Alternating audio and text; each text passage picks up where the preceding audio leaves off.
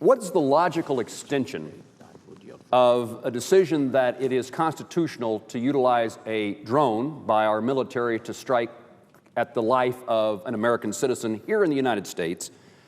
And I would think that, I would see if you would agree with me, that most Americans would find it repulsive, unconstitutional, a terrible violation of public duty if a military officer on the streets of Wichita, Kansas, pulled a gun and shot an American citizen. And really, is that not the logical extension of the idea that a drone strike from above results in the death of a U.S. citizen without due process? Is that any different than the ability to kill somebody in any other manner that I think most Americans would recognize today as prohibited without due process of law by our Constitution?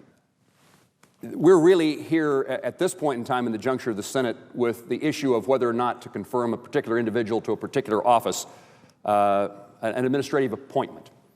And I would ask the senator if he doesn't believe that the issue of the due process rights of American citizens is of such a magnitude that the real issue that ought to be before the Senate is not the confirmation of an individual, but we ought to resolve the issue of whether or not the Senate believes that it is constitutional for the due process rights of an American citizen to be taken by a drone strike here in the United States.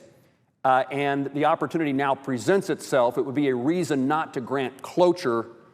Let me ask it as a question. Would not it be a reason not to grant cloture on this nomination until we resolve this issue?